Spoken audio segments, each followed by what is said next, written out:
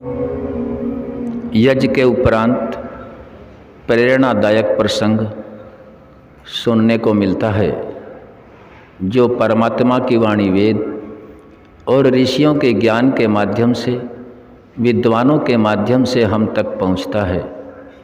यदि यह प्रसंग हम नहीं जानते, ध्यान नहीं करते, तो हम सभी की धर्मानुकूल उन्नति होना संभव नहीं है। मनुष्य जन्म से ज्ञानी नहीं होता, सभी कुछ समाज से सीखता है। आज का प्रसंग रखते हैं योग दर्शन, महर्षि पतंजलि उसमें समझा रहे हैं अष्टांग योग। अष्टांग योग में पहले यम के 5 भाग हैं: अहिंसा, सत्य, आस्तेय, ब्रह्मचर्य और अपरिग्रह। नियम के 5 अंग हैं: शौच, संतोष, तप, स्वाध्याय, ईश्वर, प्राणिधान।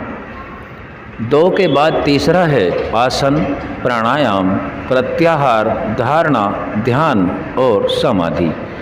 आज का विषय हम रख रहे हैं शौच।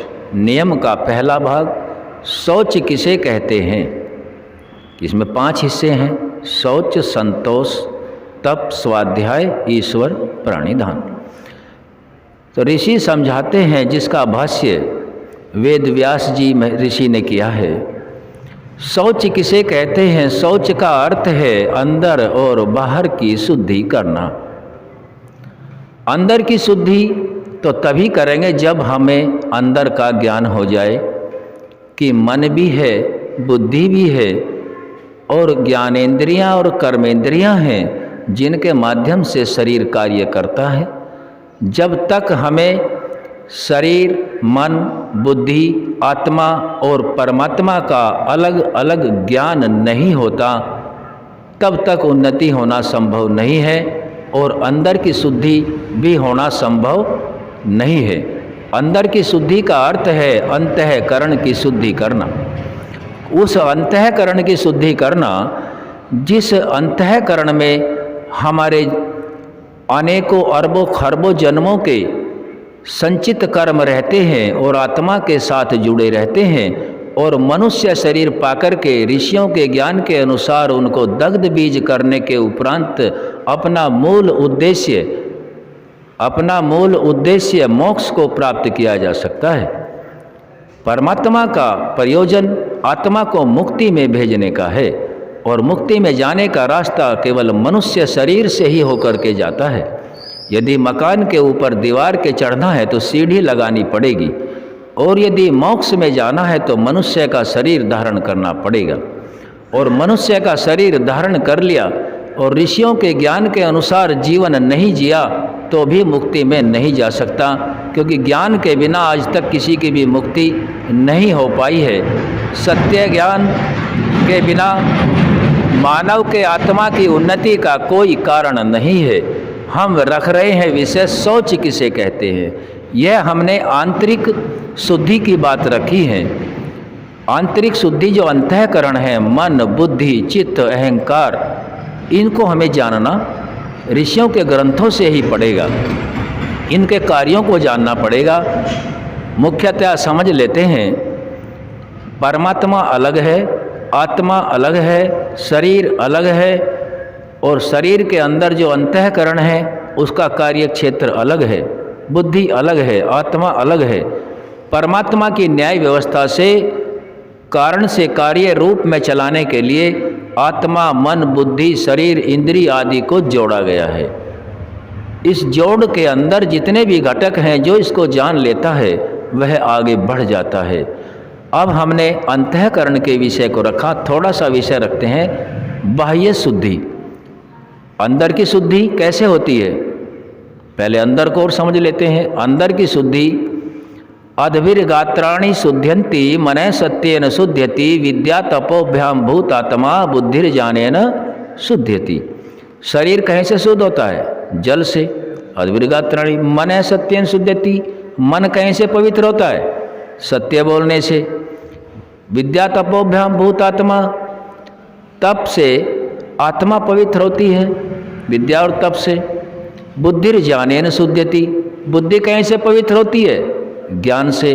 अब जिसको ज्ञान है, स्नान है, सत्य है, विद्या और तप है, उसकी उन्नति निश्चित है। ये अंतःकरण की बात हुई।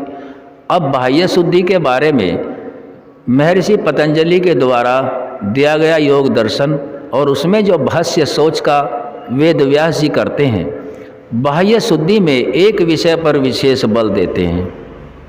बाह्य शुद्धि बहुत सारी हैं, लेकिन मुख्यतः शुद्धि कहते हैं धन की शुद्धि। सबसे मुख्य शुद्धि है धन की शुद्धि।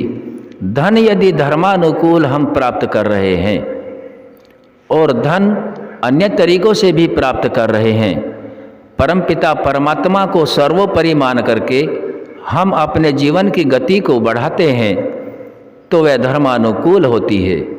और यदि धन को सर्वोपरि मान करके हम अपने जीवन की गति को आगे बढ़ाते रहते हैं तो धन कई निकृष्ट कर्मों के द्वारा भी प्राप्त किया जा सकता है, लेकिन धर्म केवल सत्य के आधार पर ही प्राप्त किया जा सकता है। धन की शुद्धि के लिए जैसे हम शरीर की शुद्धि के लिए जल से स्नान करते हैं, मन की शुद्धि के लिए सत्य का पालन करते हैं, और इसी प्रकार से धन की शुद्धि के लिए भी यज तप दान करना पड़ेगा, क्योंकि यज की परिभाषा है देव पूजा संगति करण दानेषु। जो धन हम अच्छे धर्मानुकूल कमाते हैं उसे देवों के रूप में व्यय करना पड़ेगा, तब वह शुद्ध रूप में हमें प्राप्त होगा। देवों का अर्थ है देव यज करें, खुद करें कराएं, उसमें शुद्ध साकल्य डालें। जितना प्रकृति को हम दूषित करते हैं उतना तो अवश्य शुद्ध करें, अधिक करने तो और अच्छा है। संगतिकरण, अच्छे विचारों के, विद्वानों के, मनुष्यों के संगठन में रहना, ये संगतिकरण होता है। संगतिकरण कई प्रकार के समाजों का होता है, लेकिन संगति श्रेष्ठ समाज के लिए यहाँ संगति रखी गई है। जो श्रेष्ठ हों, सज्जन हों, परोपकारी हों, शारीरिक, आत्मिक और सामाजिक कल्याण के लिए कार्य करते हों, वे श्रेष्ठ कहे गए हैं। इसे कोई भी कर सकता है। दानेषु, जो शुभ कमाई है उसका कुछ हिस्सा देख करके, जांच करके देवें कि यह धन सही जगह लग रहा है तो दान दें, और सही जगह यदि शक हो रहा है तो दान नहीं देना चाहिए। दान वहीं दो जहाँ श्रद्धा हो और जिसमें हमें विश्वास हो और जिसके बारे में पता हो। यदि दिए हुए दान से कोई गलत कार्य कर देता है तो दाता की भी उसमें हानि होती है, और दिए हुए दान से कोई शुभ कर्म होता है तो दाता की, देने वाले की उसमें लाभ होता है। इसलिए सबसे ज़्यादा विषय वेद व्यास ने, जो महाभारत काल के ऋषि हुए हैं, महर्षि पतंजलि के योग दर्शन के अनुसार जो भाष्य किया, सोच के अंतर्गत जो अष्टांग योग का दूसरे अंग का पहला चरण था, उसमें धन को बताया गया है कि धन की शुद्धि अवश्य करे।